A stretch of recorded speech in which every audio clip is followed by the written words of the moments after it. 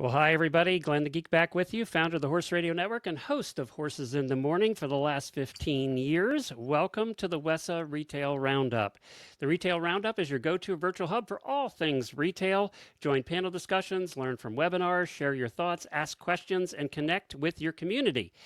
We host a virtual event or share educational content every Monday, just like today, via the Retail Roundup Facebook group. Today's topic may not be as sexy as some of the ones we've talked about before, but I learned the hard way running many businesses through the years how important they are. And I attribute the success of the Horse Radio Network to making sure SOPs and systems were in place from the beginning. So today, it's all about SOPs, standard operating procedure, and why you need them and how to implement them no matter the size of your business. Joining us today is Neil Potter of Improving Your Small Business. From customer service to shipping, Neil shares where SOPs matter most and how to create systems your team will actually use. That's one of the hardest parts of this whole conversation we're going to talk about today. So first of all, Neil, tell us about your company, Improving Your Small Business. Yeah, thank you. And thank you, Glenn, for having me. I'm delighted to be here. My company works with small businesses of any kind to improve their operation, typically sales, quality issues, inventory management, defining SOPs, and organizational change.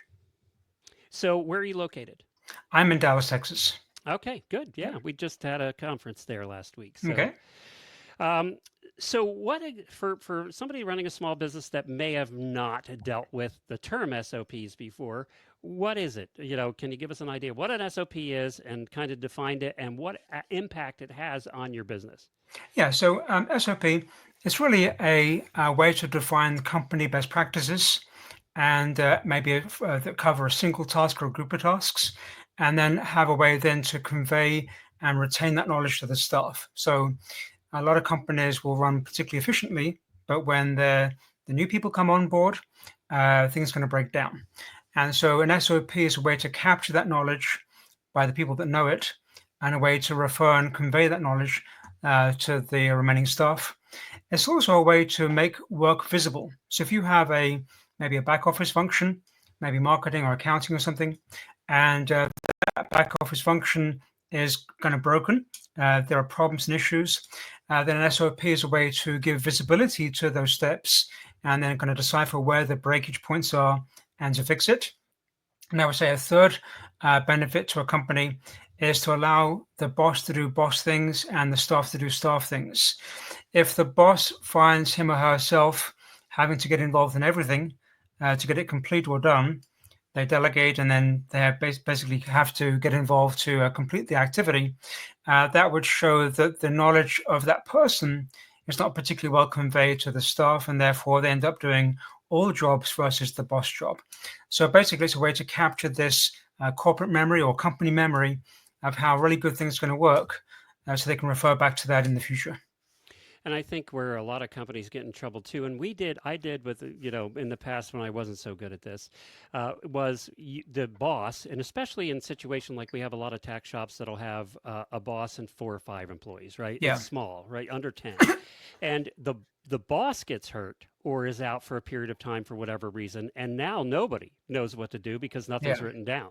Yeah. And I think even your job as the boss needs to have SOPs around it. So if you're not there for whatever reason, your manager or your assistant manager can pick that book up or go to that software and know exactly what to do. Exactly. Yeah.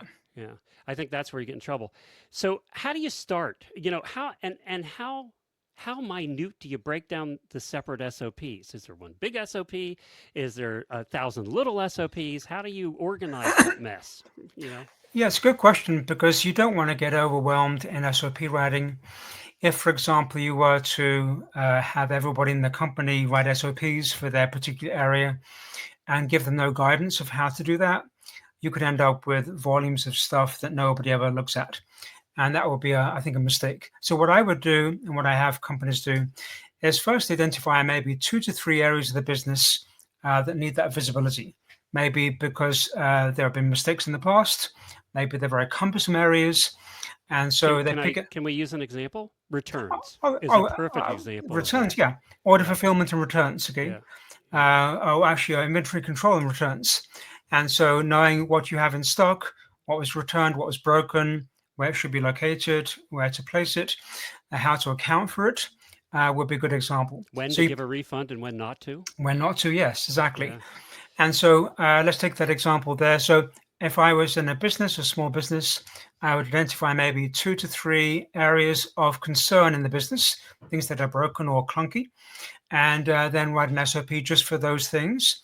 I'd also limit the SOP to one page. So a one-page checklist. I would not use narrative text or long paragraphs. We're going to write the SOP at an expert level, not beginner level, and then raise the staff's knowledge to that Well, expert that's level. interesting. And so we don't want the people are beginners at the beginning and only the beginning. And after they acquire the knowledge how to do something correctly, they can live at expert mode. So we're going to write the procedure at expert mode. And so I would limit it to one page, a one-page checklist. And basically then when you have the first draft done, you're mentoring people how to use it so their knowledge level rises and they can then use it correctly. So one page is easy to write, easy to update, easy to read, and easy to use. What I would also do then is look at the area we tackled, maybe returns and inventory control, and then pick out a few of the problems we had back then and make sure the checklist addresses those. So the checklist is now at the essential step level, essential task level. It's one page, bullet point or kind of checklist style. And the problems we've had in the past are then looked at and the checklist then addresses those. So when returns come in, are they broken? Or are they just returned because the person didn't like it? Is it over 60 days or 90 days, or what is the time period? And so basically, we have a checklist now that may detail that little bit in a few more steps because you have to decipher what to do with the return or how to account for it. But the basic steps of the inventory control are fitting one page. Do you put do you put exceptions, like let's keep with returns. So do you also have a section of exceptions, or is that something you don't deal with in an SOP? Oh, I think you want the SOP, you want the staff to be self-sufficient eventually and not have to rely on the big boss or the boss for all the answers. We were trying to make them company best practice. So if exceptions are a key part of how to handle the return, then I would say, yes, put some of the exceptions in there because that exception is going to occur maybe more often than pure exception. And you want the staff member to know how to handle that. Is there software to help? We're still at the beginning of writing this, so is there software to help you with this? Um, when I help people either do or they do SOPs, I'm having them focus on the content of the SOP and the kind of checklist style. And I recommend they use whatever they have on the network now. So if they have Microsoft Word or Excel or a kind of notepad, a note app, I recommend they use that. There are SOP apps out there, applications out there, but they can become a distraction. They end up formatting things and making fancy diagrams, and that is not the essence of what we're trying to do here. We're trying to run the business better. So in all the cases over the years, I've worked with people, they've never used a fancy application. They're They use usually more whatever. complicated than you can figure out anyway, Yeah, right? exactly. Yeah, and It's like, that's the part of the energy of fixing the company goes into learning the tool and how you don't like the tool. And so, if you like the idea, and my preference would be the one-page checklist idea, then all the tools you have in your network already do that. So you just open up a Notes app or a text app or a Word app, Excel or something like that, and I think you're good to go. And I've never seen anybody need any more than that. Now, some companies I work with have fancier tools like Bitbucket and Jira and Confluence and SharePoint, and because their whole company kind of runs that way, maybe they're a bigger group of people, and they may use those fancier tools because they have them. But in essence, they're still word processing tools. So so so so where in the old days we used to keep you print them out. Each yeah, SOP would be printed out and put in a book, right? yeah, What do you recommend that, especially small businesses? Let's use retail here for an example. yeah, sure. What do you recommend? Because your cashier might need it, and the cashier on the computer may not have access to get to it actually on the checkout computer, right?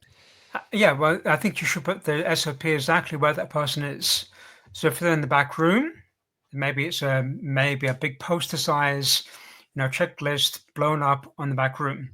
If it's on the cash register, it's subtler, smaller, maybe smaller font right below the cash register. So it should be in a place where the person that's going to use it has immediate access to it all the time. So, as a business owner, this takes time. And one of the enemy of every business owner is what? Time, right? Time's our Okay, biggest sure. enemy. Yeah. So, creating these in the first place just seems like such a hassle when you own a business and you're trying to sell stuff Okay. and make money and pay the employees and everything. It just seems like a hassle. Yeah. And that's why we don't do it. Right. And that's so what I found was when I started, for example, the Horse Radio Network, we did it from the beginning because we knew if, producing one show was one thing, producing 80 episodes a month was going to be a different thing. Yeah. Exactly. So we needed operations, we needed standardized. Um, but I'm already in business. I've been in 2 years, and I'm tackling this, and I'm overwhelmed as a business owner anyway. How do I mean, just start with one. Start, as you said, with the area that's the most troublesome. Yeah. Start with one and get good at it. Get some momentum about how to do the checklist, involve the right staff, the people that are going to use it, and the people that know the information that should go into it. Limit it to one page so you know by the end of the one page you're done. Limit it to bullet points, no fancy paragraphs. They take a while to edit and parse and kind of a grammar check. And then within maybe 30 to 60 minutes, an hour, try it out. Actually, you just say, well, we've got our first draft here of how the returns should be handled and stock control.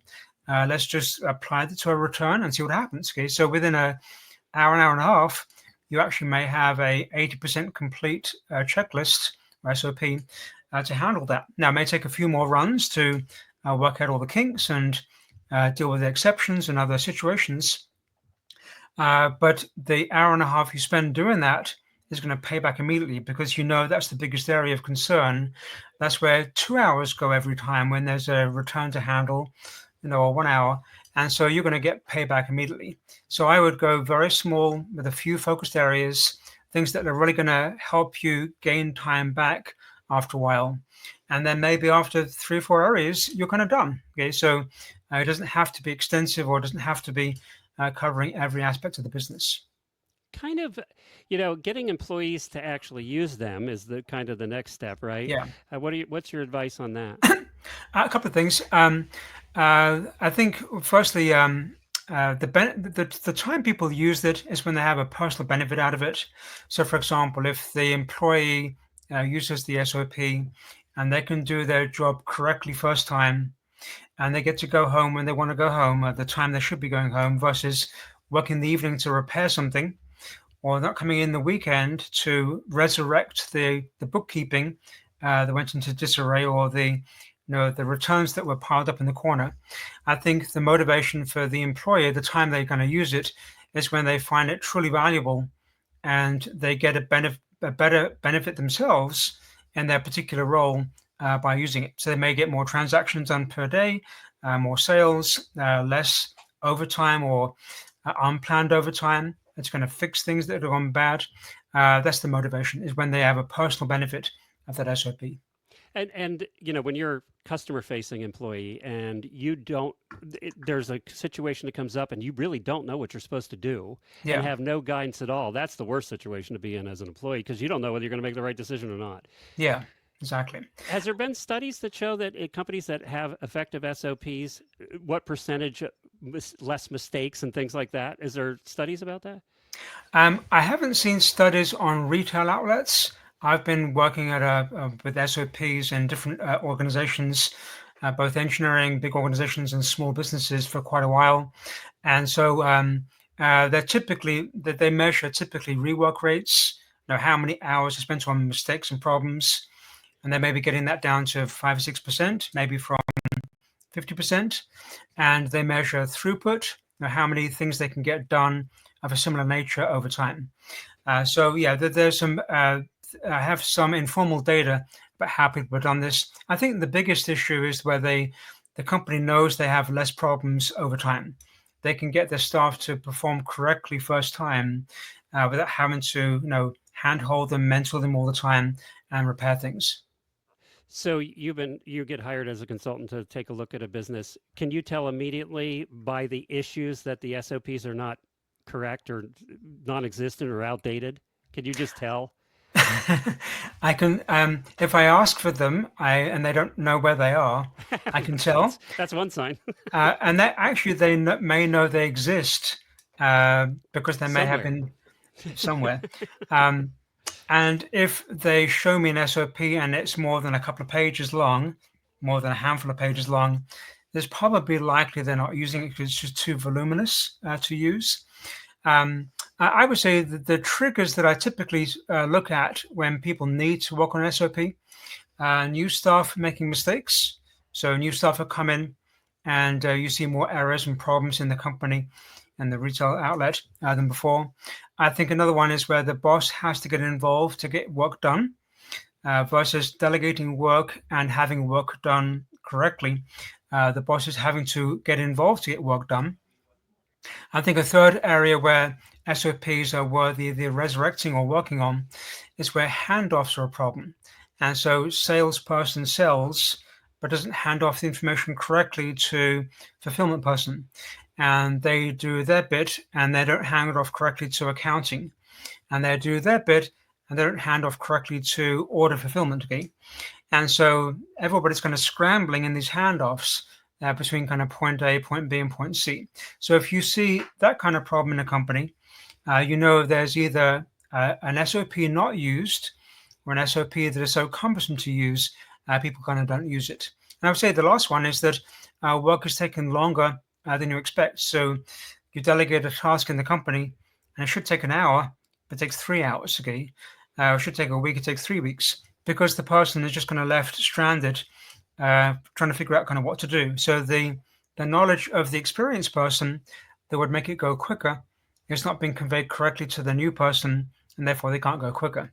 So again, there are some key indicators I'll say that are going to show you that the SOP system is either not there or is there and not being used. Even for myself as the business owner, right? Yeah. We started in podcasting when podcasting wasn't a thing. Nobody knew Okay. anything of it. We invented this space 18 years ago. So one of the things that I found as a business owner of businesses over the years is you almost need SOPs for yourself for those things that you don't do very often. Yeah. Because when you go back to do that thing, whether it's updating the website or whatever it is, right, creating a new show, I had to put SOPs together because I didn't do it every day. It was maybe once every 6 months, and then I would have to like learn it all over again, which took 10 times more time than if I'd written down in the first place. Yeah, exactly. And I think business owners need that for themselves, for their own tasks, Yeah. so that they don't have to relearn it every time they do that task you don't do very often. Yeah, particularly non-recurring activities, Yeah. things that you're going to forget about the details, and then a mistake is very expensive or very timely, time consuming. Yeah. Yeah, then SOPs, again, that's why I prefer the one page, because it could even be a half a page. All you're doing is putting what you now know as the best practice that you just completed and having a good way to record that for future use. So, No matter what conference I speak at and do talks or keynote or another talk, I always start with time's your enemy, and that's the SOPs help you save that time because time is your biggest enemy. It's not yeah, money, it's not anything else. It's time. yeah, exactly. Yeah, and I don't care what level you're at, right? In the management, time's always your enemy. Sure. Um, how can now I worked for one company that was very good at SOPs, and they had a master SOP Excel file that basically had a list by department of and every SOP that existed and where to find it. Okay. And I've worked for places, we're not even very good at that. I've got to be honest, that master sheet. But the master sheet, now it's reminding me to do this, by the way. The master sheet was so handy because a lot of times you don't even know that there was an SOP. Exactly. And Yeah. and everybody had access to the areas that they were in charge of, and they knew exact that there was one. Yeah. Otherwise, you kind of get lost whether you even have one or don't even remember. Yeah. Exactly. Yeah, in that particular area, most of the companies I work with do an orientation session. So there is an SOP list provided to them, and so when they join, we recognize they don't know what the company knows about how to do things, and so they will be given a list of SOPs to where to find them. Again, a list a one-page checklist of one-page checklists, and then maybe mentored in their particular area of operation, which could be sales or back office, and then they know where things are. So they may get an annual refresher or reminder of what kind of changed and where things actually are now. How often should a manager take a look at the SOPs to see, make sure they're updated and that kind of thing? Is it once a year thing? Is it a lot more? Depends on the business. I think, well, I've got a few triggers that I would look for when to update something. I think one is that errors that were fixed before, or mistakes that were fixed before, reoccur. And so that tells you an SOP was doing great for a while and now is not doing great for some reason. I think another one is the staff tried to use an SOP but give up. So the SOP may be too old. It refers to systems that don't exist anymore or data that doesn't exist anymore because the apps have changed and the OS has changed and the hardware has changed. And so that the SOPs are required to be updated because they struggle. You're going to using them. I think obviously getting people onboarded would be a kind of time to use it. If nothing has changed, I would do an annual lessons learned. One way to get SOPs used is to make sure they are reflecting what people have learned about. And so even the new people, they have skills and they have knowledge and they've learned maybe different ways to do things, maybe even better ways. So putting the SOP at least under a minimal annual update, kind of like a lessons learned update, could take a half an hour, is a way to also reflect the new knowledge of the employee that we may not have even had before, kind of how to do something. So then the SOPs are relevant. And in bigger companies where departments, that comes back to the department manager at that point Say for it his own again. department. Sorry. So bigger companies that have departments, that would come back to the department manager level to do that for his own department. Yeah, to trigger the investigation of SOPs, one thing that really helps is when a manager, it could be a boss in a smaller company, or it could be in a bigger company, is when they focus on the SOPs as the source of knowledge, then the staff, going to know they're serious. And so if the manager refers to the SOP, either to use it, critique it, or train people, and they go through this annual refresh, then the staff actually then know it's important. Because if the big boss refers to it, then that's kind of where he or she wants the people to refer to too. So yeah, I would say the big boss, whatever level, will be one of the triggers for the annual update. Got it. We talked about motivating employees to use them, but the other side of that too is by having SOPs, if you have an employee that you're particularly having difficulties with, it does give you some protections in that, the way you were supposed to do it or what you were supposed to do was written down. So, and you weren't following the directions. That gives you an out to come back at the employee too. It gives you some protection for those employee situations that aren't good all the time, right? Yeah. Uh, Yeah, that works well if they are well trained. Now, of course, if the SOP exists and the staff are not trained in it, then the defense kind of falls apart at that point. But yes, if but the goal of getting the company to run correctly all the time, if they're trained and the SOPs are accurate, then yes, you have a bit of a defense if the if the SOP is not followed correctly. yeah. So in wrapping this up, what would you tell the small company, the medium-sized manufacturer, the small retailer? What's the first step? What should they take away from this? I always say when I go to conference, you've been to 1,000 conferences like I have, right? Yeah. And I always say that you come home with a whole, we have a whole list of things you've learned at the conference. And I tell people that go to these podcasting conferences, whatever they are, take the one thing you can actually implement next week. What's the one thing out of that whole list that you're actually going to do? Because if you take a look at the list as a whole, you're going to do none of it. So what's the one thing today that they should take away from this? Good question. Pick one area of concern. It may not be the big boss's area of concern, it may be the staff's area of concern. They don't know how to do the restocking or the inventory control. Pick one area of concern, limit it to one page, involve the staff in the creation of that one page. So you're getting buy-in immediately of what's understood, what is not understood, how things should work, and then going to try it out. And they're just going to see the benefit over maybe a month of having that one page work correctly. And then from that motivation, that kind of momentum, then pick the second thing. I think you'll find quickly that you can do these. They're not that complicated. The benefits are immediate. As soon as the one page is done, the benefits are immediate. And then you can pick and choose a few other areas. What I would not do is try to boil the ocean and do everything. I've seen so many companies, they go to it, they learn about SOPs, and they come back and they say, everybody's going to have an SOP. All the staff will make an SOP for their own work, and we'll put it in a big binder, and then life will be good. That is the worst thing you can do, I think. It's overwhelming. There's no guidance for the individual how to do it. They're going to start writing pages and pages and things that are not going to get used. And then the whole thing kind of collapses under its own weight. So I would say the first thing to do, or the thing to do, is be very focused on a few areas, do them sequentially, get them to work, and use the success of the first one to motivate the second one. Yeah, it doesn't have to be done overnight. You've been in business all these years, right, without them. So, if it takes you a Yeah, year to get the SOPs done, that's fine, right? You'll get them done if you take it bite by bite and not yeah. the whole And not I would say this is a one page, give it a week, have the first few rounds done of the testing after a week, and then you're good to go. I mean, it doesn't have to be that complicated. Now, if you were to write a 20-page memo of how to do the job, yeah, it's going to take a month or 2 months, and people are going to procrastinate. But if you can get them together for an hour and hash out the one page, I think you can see success very quickly. So KISS applies here. That's what I get out of this whole conversation. Kiss, Keep it simple. kiss always applies. Yes, keep it simple.